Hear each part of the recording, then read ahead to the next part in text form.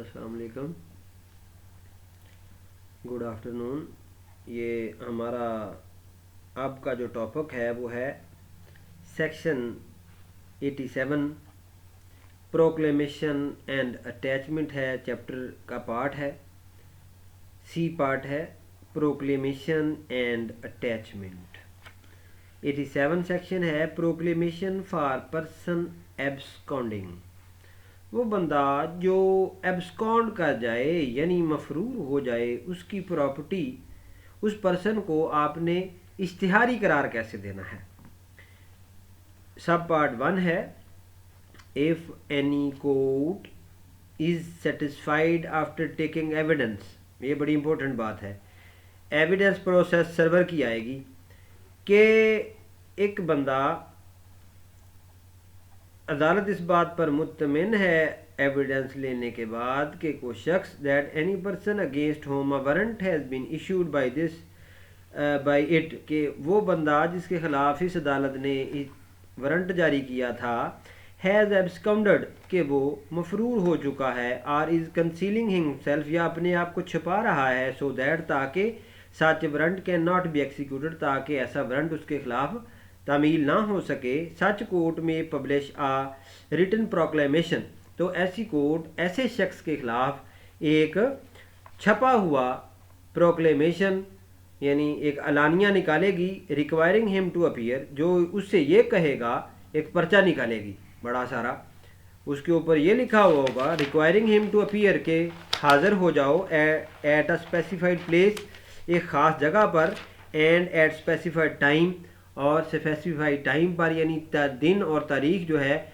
और जगह जो अदालत है वो अपने अदालत की जगह, टाइम और दिन उसको बता देगी। नॉट लेस दैन 30 डेज़, के 30 डेज़ के अंदर अंदर फ़लाँ जगह पर फ़लाँ टाइम पर फ़लाँ अदालत में पेश हो जाओ, from the date of publishing such proclamation, यानी उस प्रोक्लेमेशन के जारी हो जाने के 30 दिन के अंदर अंदर वो कोर्ट उस बंदे को उस प्रोक्लेमेशन के ज़रिए से बता देगी कि फ़लाँ डेट पर फ़लाँ टाइम पे फ़लाँ अदालत में पेश हो जाओ। नंबर 2,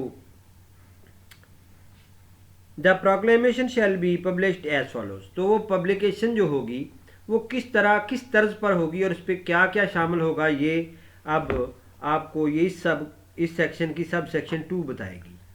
इसका पार्ट ए है it shall be publicly read, इसको आवाम के अंदर पढ़ा जाएगा in some conspicuous place of the town और village in which such person ordinarily resides, कि उस प्रोक्लेमेशन को पब्लिक में अवामी तौर पर खड़े होकर किसी ख़ास प्लेस, किसी चौक के अंदर, मस्जिद के करीब या ख़ास पर्टिकुलर प्लेस के ऊपर उसको पढ़ा जाएगा अवाम के अंदर।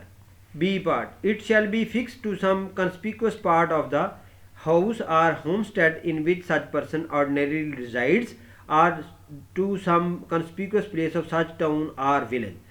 दूसरी बात यह है कि उसके घर की किसी ख़ास जगह या उसके घर के साथ जुड़ा हुआ जो हाता है उसके ऊपर या घर के ऊपर उस इश्तिहार को लगा दिया जाएगा, और या फिर उस गांव की किसी ख़ास जगह यानी चौक में या मस्जिद के ऊपर उसको लगा दिया जाएगा।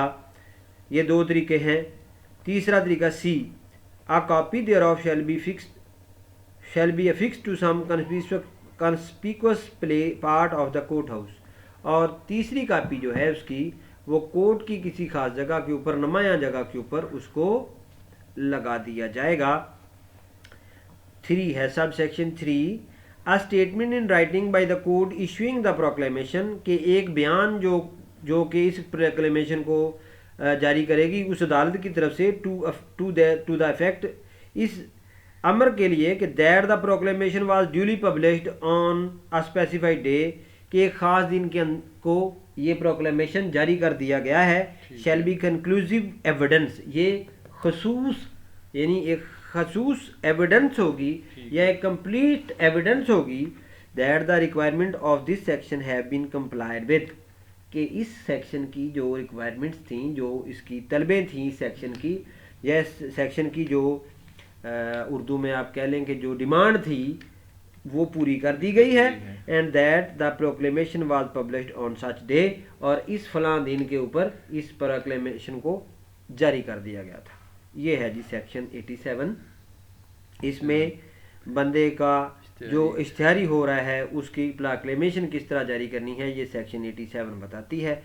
आगे है section 88, attachment of property of person absconding. अब वो बंदा जो अदालत के वारंट को से बचने के लिए और अरेस्ट होने से बचने के लिए अपने आप को छुपा रहा है या मफरूर हो गया है, उसकी प्रॉपर्टी को अटैच कैसे करना है, ये सेक्शन 88 बताएगी। इसका पार्ट 1 है दी कोर्ट इशूइंग अ प्रोक्लेमेशन अंडर सेक्शन 87। वो कोर्ट जिसने सेक्शन 87 के तहत प्रोक्लेमेशन जारी कर दी है, may at any time order the attachment of any property. वो किसी भी टाइम यानी 30 डेज के बाद वो उसकी प्रॉपर्टी को अटैच करने का हुक्म जारी कर देगी, मूवेबल आर इमूवेबल। उसकी प्रॉपर्टी बेशक मूवेबल हो या इमूवेबल हो, आर बोथ, या फिर दोनों किस्म की, belonging to the proclaimed person, यानी उस प्रोक्लेम्ड पर्सन की जो है प्रॉपर्टी उसको जो है वो अटैच करने के लिए हुक्म जारी कर देगी। नंबर 2 है जी के 30 दिन के अंदर बाद इश्तिहारी करार होना such order shall be authorize the attachment of any property belonging to such person within the district in which it is made। यानी ये जो प्रोक्लेमेशन सर जी पहले में सेक्शन में क्लियरिटी जाए, मे एट एनी टाइम ऑर्डर, मतलब आज उसने कोर्ट ने उसे इश्तिहारी करा दिया है, ठीक है जी, तो आज ही कर देवे कि वो क्या इसकी प्रॉपर्टी भी साथ ले लो, या कोई टाइम पीरियड है इसके अंदर? कोर्ट इशूइंग अ प्रोक्लेमेशन जो है उसके 30 डेज तक तो उसको टाइम दिया है कि तू हाजिर आ जा। ठीक है, जनरल सी बात है, आम कॉमन सेंस की बात है। एक तरफ आप उसको कह रहे हैं कि 30 डेज के अंदर अंदर पेश हो जा, उधर उसकी प्रॉपर्टी अटैच कर रहे हैं आप, ये इंसाफ पर मबनी बात है? नहीं, आफ्टर 30 डेज ही इंसाफ पे मबनी बनेगी कि आपको तो बाकायदा प्रोक्लेमेशन के जरिए से यू वर इन्फॉर्म्ड कि आपकी property is going to be attached. ठीक है, इससे पहले तो वो सीधी एक सिंपल सी बात होगी, मुझे तो आपने सुना ही नहीं जनाब, मुझे तो फलानी मजबूरी बन गई थी जो मैं इसलिए नहीं आ सका। वो बाद में आके भी यही करते हैं कि हमें तो पता ही नहीं चला, मुझे तो फलां मसला बना हुआ था, मेरे पीछे मुझे कत्ल करने के लोग मेरे पीछे पड़ गए, इसलिए मैं तो कराची गया हुआ था। ठीक है, समझ गया। वो उसको टाइम तो 30 डेज का टाइम तो उसको 87 दे रही है ना। हाँ जी, उसके बाद ही हो गया सब्जेक्ट टू 87 ही होनी है ना जी, आगे अटैचमेंट। समझ गया। Such order shall authorize the attachment of any property belonging to such person within the district in which it is made। जिस दायरे इख्तियार वाले या इख्तियार समात वाले जज ने वो प्रोक्लेमेशन दी है, उस इलाके के अंदर उस प्रॉपर्टी को सेल किया जा सकता है एंड अटैच किया जा सकता है। And it shall authorise the attachment of any property belonging to such person without such district, और उस डिस्ट्रिक्ट से बाहर भी उस प्रॉपर्टी को अटैच किया जा सकता है, मगर इसकी शर्त है क्या? When endorsement by the session जज within whose district such property is situated, subject to the endorsement of the person of the session judge in which the other property, the property which does not exist in the district where the proclamation has been issued, the rest of the property which belongs to that person is situated in other district, that property can also be attached, but subject to the endorsement by the session judge of that particular area। Okay, so within whose district such property is situated, यानी उस session जज की endorsement के बाद जिस district के अंदर वो प्रोक्लेमेशन जारी हुआ है उससे बाहर वाली प्रॉपर्टी जो है, जो आउट ऑफ डिस्ट्रिक्ट है, उसको भी अटैच किया जा सकता है इसी इंडोर्समेंट के तहत, मगर इसी प्रोक्लेमेशन के तहत, इसी अटैचमेंट के ऑर्डर के तहत, मगर वो सेशन जज उसको क्या करेगा? इंडोर्स करेगा, subject to the endorsement of session जज कंसर्न। ठीक हो गया जी। 3, if the property ordered to be attached is a debt, or other movable property, ये कोई कर्जा है, कौमी बचत बैंक में जमा है, ये कर्जा है जो इस बंदे को ड्यू है, या इसने किसी बंदे से पैसे लेने हैं, ये भी डेट ड्यू है। ठीक है, इसकी कोई फसल है, इसने उधर दी हुई है, मंडी में बेची हुई है, वो भी डेट ड्यू है। ठीक है, ये सारी बातें क्या कहते हैं, is a debt or other movable property, तो the attachment under this section shall be made. ठीक है, तो फिर अटैचमेंट किस तरीके से की जाएगी सेक्शन में, नंबर 1 ए पार्ट है बाय सीजर, कब्जे में ले ली जाएगी, और by the appointment of receiver, या सीपीसी के सेक्शन आई थिंक 46 है जिसके तहत रिसीवर जारी होता है, वो रिसीवर अपॉइंट कर देगी अदालत, या C by an order in writing prohibiting the delivery of such property to the proclaimed person or to any one on his behalf, वो इन राइटिंग ये बात, इस बात को क्या कर देगी, प्रोहिबिट कर देगी कि फलां ए पर्सन जो है वो है प्रोक्लेम्ड ऑफेंडर। अब प्रोक्लेम्ड ऑफेंडर को कोई बंदा उसका डेट ही उसको वापस नहीं करेगा, अगर करेगा तो वो लायबल होगा क्योंकि अदालत का ऑर्डर आ चुका है। ठीक है, ठीक है। अच्छा, जो अपॉइंटमेंट ऑफ रिसीवर है ये सीपीसी के अंडर होगा जी, तो ये क्रिमिनल केस के अंदर मतलब सिविल लॉ की एप्लीकेशन। यस, ये यहाँ कहीं बताएंगे भी कि ये रिसीवर कहाँ से अपॉइंट होगा। ठीक है जी, किसी ना किसी सेक्शन में ये बात डिस्कस हो जाएगी।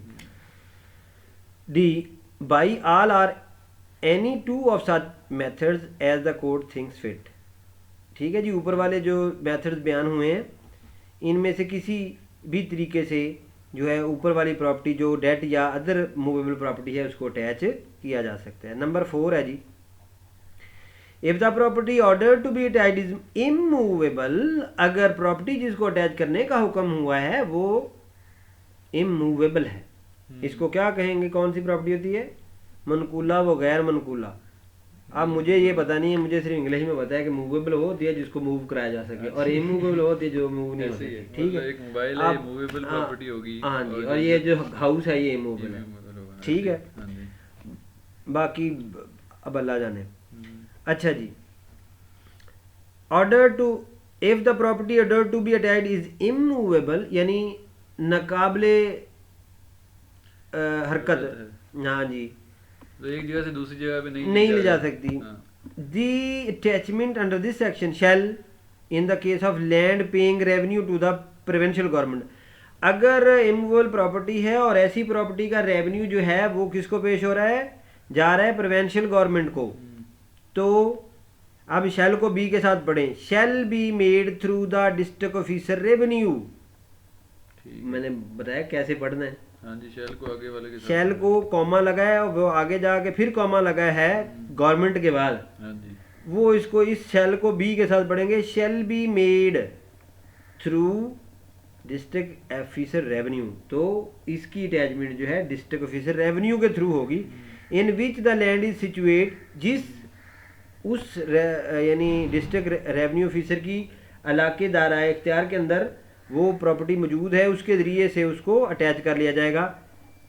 And in all other cases, और बाकी जो केसेस हैं उनमें बाय टेकिंग पोजेशन, कब्जा करके अटैचमेंट कर ली जाएगी, by appointment of a receiver, या रिसीवर अपॉइंट करके उसको अटैच कर लिया जाएगा, और by an order in writing prohibiting the payment of rent or delivery of property to the proclaimed person or to any one on his behalf, के in writing में prohibiting order जारी करके कि इस बंदे को जो प्रोक्लेम्ड ऑफेंडर है इसको प्रॉपर्टी का रेंट नहीं दिया जाएगा, प्रॉपर्टी डिलीवर नहीं की जाएगी, या क्या नहीं किया जाएगा, या उसकी बिहाफ पे किसी दूसरे बंदे को भी नहीं दिया जाएगा। ठीक हो गया जी।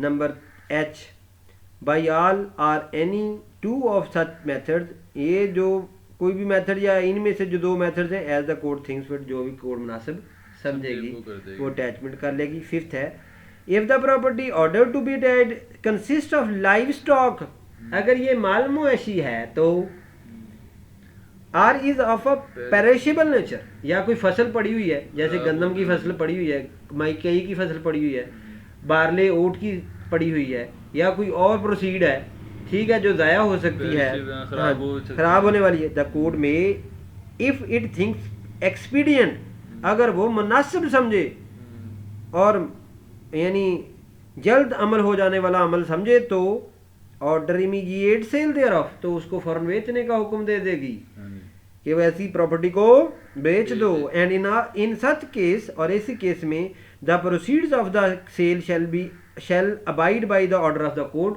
और जो मुनाफा आएगा, जो पैसे आएंगे, जो रकम वसूल होगी, वो कोर्ट के हकामात के मुताबिक इस्तेमाल की जाएगी। ठीक हो गया जी। ठीक है जी। 6.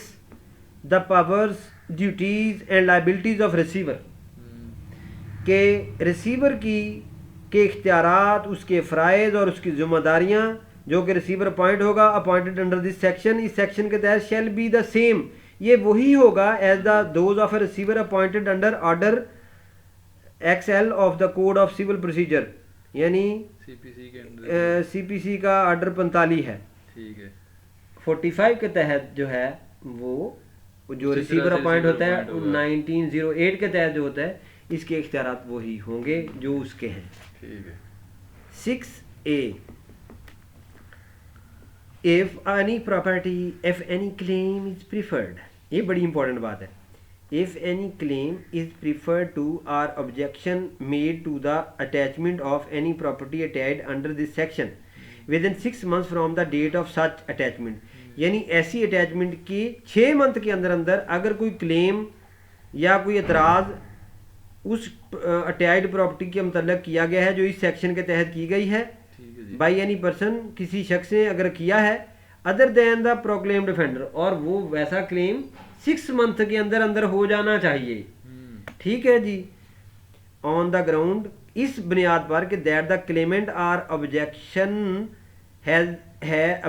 Has an interest in such property, कि जनाब मेरा तो उधर प्रॉपर्टी है, मैंने वो उसे ली हुई थी, पहले खरीदी हुई थी, ठीक है जी, या मैं वहाँ पे पार्टनर हूँ, या कोई भी इशू है, तो has an interest in the such property, मगर वो बंदा जो ऑब्जेक्शन करने वाला है वो प्रोक्लेम डिफेंडर ना हो या उसके बिहाफ पे ना हो, बल्कि इंडिपेंडेंट उसका राइट हो।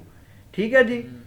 तो and that such interest is not liable to attachment under this section, और यानी ये मेरे वाला जो राइट है ये अटैचेबल नहीं है इस सेक्शन के तहत, तो the claim or objection shall be inquired into, तो फिर अदालत उसके अंदर गौर व फिक्र करेगी, उसके ऊपर प्रोब इन करेगी, and may be allowed or disallowed the whole or in part, तो फिर उसका जो क्लेम होगा वो इन पार्ट या इन होल जो है उसकी इजाज़त दे दी जाएगी या उसको डिसमस कर दिया जाएगा जी। सही है जी। प्रोवाइडेड दैट, मशर्ते के that any claim preferred or objection made within the period allowed by this section may in the event of the death of the claimant or objection be continued by his legal representative. कितनी ज़बरदस्त बात की है। जो Clement मौजूद है उस वक्त वो तो 6 मंथ के अंदर कर सकता है, मगर अगर वो मर गया तो उसका जो रिप्रेजेंटेटिव इन इंटरेस्ट होगा या उसका लीगल एयर जो होगा वो उसके मर जाने के बाद भी उसे वो राइट हासिल होगा। अब लिमिटेशन बयान हुई है, अगर लिमिटेशन की सेक्शन पे जाएं तो जब बंदा लीगली इनकेपेबल है तो वो जब केपेबल होगा राइट तब शुरू होगा। ठीक है। लीगली डिसेबल है ना, एक माइनर है वो डिसेबल है, ठीक है। जब भी वो माइनर से अडल्ट होगा तो उसका राइट शुरू हो जाएगा। शुरू हो जाएगा। ठीक है। तब से वो शेम जितना भी ये उसको पावर कर रही है, उसको कवर कर रही है। by the subsection may be in event of that, ठीक है, claimant by we committed article, ठीक है, सही है, सही हो गया। 6B, claims or objections under subsection 6A may be preferred or made in the court by which the order of attachment is issued। वो दाखिल कहाँ होने हैं भी क्लेम या ऑब्जेक्शन? उस अदालत में जिस अदालत ने उस अटैचमेंट को का हुक्म दिया है।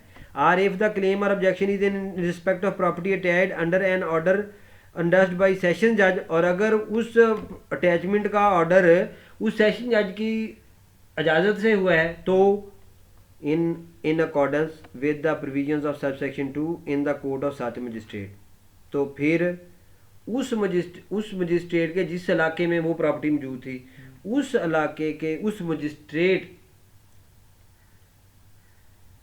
With in the provision of section 2 in the court of such magistrate, नहीं तो फिर endorsed by the session judge in accordance with the provisions of subsection 2 in the court of such magistrate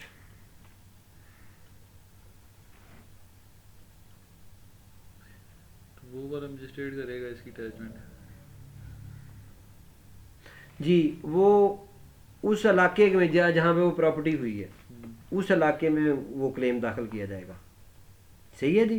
ठीक है जी। अगर subject to the endorsement of the session जज और वो प्रॉपर्टी इस डिस्ट्रिक्ट से बाहर मौजूद है, आउट ऑफ डिस्ट्रिक्ट है, तो फिर जिस डिस्ट्रिक्ट के अंदर वो प्रॉपर्टी हुई है उस डिस्ट्रिक्ट के उस मजिस्ट्रेट की अदालत में होगा जहाँ पे वो प्रॉपर्टी सिचुएट है। ठीक है। सही है। वो इधर तो नहीं आएगी ना, प्रॉपर्टी तो उधर है तो वो कहेंगे कि उनका प्रॉपर्टी का इशू है तो प्रॉपर्टी जिधर मौजूद है उधर ही जाके केस करो ना। ठीक है। क्योंकि प्रॉपर्टी तो उधर अटैच हुई है ना। समझ गया। सही है। अच्छा जी। 6C every such claim or objection shall be inquired into by the court or magistrate in which it is preferred or made। तो ये कोर्ट का लफ्ज़ इसलिए इस्तेमाल करते हैं कि अगर कोई कोर्ट मजिस्ट्रेट की कोर्ट नहीं है, वो कोर्ट सेशन कोर्ट भी हो सकती है, वो हाई कोर्ट भी हो सकती है, वो सुप्रीम कोर्ट भी हो सकती है। सही है। इसलिए उन्होंने कोर्ट का लफ्ज़ इस्तेमाल किया कि जो उसी में इंक्वायर्ड इनटू होगा जिसने क्या किया है, जिसमें उसको दाखिल किया गया है, प्रीफर्ड आर मेड, जिसमें उसका यानी क्लेम किया गया है ना, वही उसको इंक्वायर्ड इनटू करेगी। ठीक है। 6D any person whose claim or objection has been disallowed, वो बंदा जिसका राइट डिसअलाउड हो गया है, ठीक है, वो क्या करे जी, वो क्या करे, in part by an order under sub section 6A के तहत या पार्टली अलाउड हो गया, पार्टली डिसअलाउड हो गया है, तो वो क्या करे, may within a period of 1 year from the date of such order, ऐसे डेट ऑर्डर के साल के अंदर अंदर, ऐसा ऑर्डर सादर होने के साल के अंदर अंदर institute a suit to establish the right, वो सूट फाइल कर देगा। ठीक है। Which he claims in respect of the property in dispute, यानी जो प्रॉपर्टी इन डिस्प्यूट में है उसके मतलब वो सिविल सूट दायर कर देगा 1 साल के अंदर अंदर, but subject to the result of such suit if any the order shall be conclusive, लेकिन उस केस के रिजल्ट के ताबे, उस केस के रिजल्ट के ताबे, अदरवाइज यानी उसका फैसला आ जाने के बाद वो वाला जो ऑर्डर होगा ना मजिस्ट्रेट का वो फाइनल हो जाएगा। ठीक है। यानी उतनी देर तक वो फाइनल नहीं है, जब फाइनल नहीं होगा तब तक जब तक सिविल कोर्ट का फैसला नहीं आ जाता, मतलब वो ऑर्डर कंक्लूसिव नहीं होगा तब तक जब तक सिविल सूट का फैसला नहीं हो जाता। कौन सा ऑर्डर की प्रॉपर्टी अटैच करने का? अटैच कर दी है, उसमें किसी का राइट मर गया है, उसने 6 मंथ के अंदर अंदर उसको 6 मंथ के अंदर अंदर उसको बेच दिया है, जो भी कर दिया है उसको वो करता है 6A के तहत, वो डिसअलाउड हो गया, 1 मिनट सब्र कर लो, डिसअलाउड हो गया या पार्टली अलाउड हो गया, पार्टली डिसअलाउड हो गया, उसको उसके ऊपर ऑब्जेक्शन है उस ऑर्डर के ऊपर, वो विद इन अ ईयर, फिर उसके विद इन अ ईयर एक सिविल सूट दायर कर देगा। सिविल साइड जब तक सिविल सूट का फैसला नहीं हो जाता वो वाला ऑर्डर जो अटैचमेंट का होगा वो फाइनल नहीं होगा। ठीक है। जब तक फैसला सिविल सूट का ना हो जाए। ठीक है। ठीक है। अब सवाल है तो पूछे। मैं ये कंफ्यूज हो रहा था कि जो 6 महीने जो हैं वो पीरियड है जब उसको पता चलता है कि फॉर एग्जांपल 2 भाई हैं, एक इश्तिहारी हो गया, दोनों की आपस में प्रॉपर्टी, बिल्कुल आप सही समझ रहे हैं कि वो 6 मंथ का है। ठीक है। वो 6 महीने के अंदर अंदर आ जाए अदालत में कि आ गया, उसने ऑब्जेक्शन फाइल कर दी, क्लेम फाइल कर दिया, वो उसका 6 मंथ के अंदर के बाद शुरू होकर अलाउड या डिसअलाउड हो गया। ठीक है। हाँ जी। तो वो ऑर्डर ही होगा ना, कोई यहाँ अलाउ करेगा या डिसअलाउड करेगा, या पार्टली अलाउड करेगा पार्टली डिसअलाउड करेगा, ये ऑर्डर है। अब ये ऑर्डर, इस ऑर्डर के पास हो जाने के विद इन अ ईयर, उस ऑर्डर के पास होने के 1 साल बाद तक उसको ये राइट है कि वो सिविल कोर्ट में सूट फाइल कर दे। और अगर जब तक उसके उस सूट का फैसला नहीं हो जाता, जो ऊपर वाला ऑर्डर है ना, या पार्टली अलाउड करता है पार्टली डिसअलाउड करता है, वो फाइनल नहीं होगा तब। तो मतलब इसमें ये होगा कि जिस कोर्ट ने वो पहला ऑर्डर पास किया है वो 1 साल तक उस प्रॉपर्टी को मतलब सेल नहीं करेगी इस तरह से, वो फाइनल नहीं होगा ऑर्डर ना, उसकी एग्जीक्यूशन कह लें वो जो फाइनल नहीं होगा ना, बात को आप फॉलो कर रहे हाँ हैं, जी। वो फाइनल नहीं है। ठीक है। और उसने 1 साल के अंदर अंदर उसे वैसे भी उस पर सिविल सूट दायर कर दिया, तो अब तो वो पेंडिंग हो गया ना मसला अदालत में, सब जुडिस है। ठीक है। If the case is sub judice in the court, हाँ जी। the other court will not decide the matter because the court will say that this matter is pending before the civil court. Exactly. And if civil court has jurisdiction and the case is sub judice, they will not pass a adverse degree on that because the case is pending in the court. सही है sir. Okay. 7. If the proclaimed person does not appear within the time specified in the proclamation, अब वो 30 दिन वाला time आ गया है, 30 दिन के अंदर बंदा पेश नहीं होता, the property under attachment shall be at the disposal of the provincial government, तो फिर प्रॉपर्टी प्रोविंशियल गवर्नमेंट के डिस्पोजल पे होगी, उसकी मर्जी पे होगी कि वो क्या करती है। But it shall not be sold until expiration of 6 months from the date of attachment, लेकिन डेट ऑफ अटैचमेंट के बाद 6 month तक, ठीक है, डेट ऑफ अटैचमेंट के बाद 6 month तक क्या नहीं होगा, प्रॉपर्टी सेल नहीं होगी। ठीक है। हाँ जी। And until any claim preferred or objection made under subsection has been disposed of under that subsection, और उस सब सेक्शन 6A के तहत अगर कोई क्लेम अलाउड या डिसअलाउड होना है या कोई क्लेम प्रीफर्ड हुआ है, तो उसका जब तक and until any claim preferred or objection made under the subsection has been disposed of under that subsection, और उस अंडर सेक्शन सब 6A के तहत जब तक अलाउड या डिसअलाउड नहीं हो जाता तब तक भी सोल्ड नहीं होगा। फिर आगे unless it is subject to speedy and natural decay, कि जब तक वैसी प्रॉपर्टी खराब होने वाली हो तो फिर नहीं, फिर उसको सेल कर दिया जाएगा। ठीक है। Or the court considers that, या कोर्ट ये समझती है that the sale would be for the benefit of the owner, या कोर्ट ये समझती है कि बेच देना ओनर के हक में है। In either of which cases the court में cause it to be sold whenever it thinks fit, इन दोनों केसेस में पेरिशेबल है प्रॉपर्टी या बेच देना उसके हक में है, तो इन दोनों केसेस में प्रॉपर्टी जो है वो अदालत बिकवा सकती है। ये हमारी सेक्शन 86 जो है ये क्लियर हो, 88 क्लियर होगी जी। तो नेक्स्ट फिर देखेंगे जी।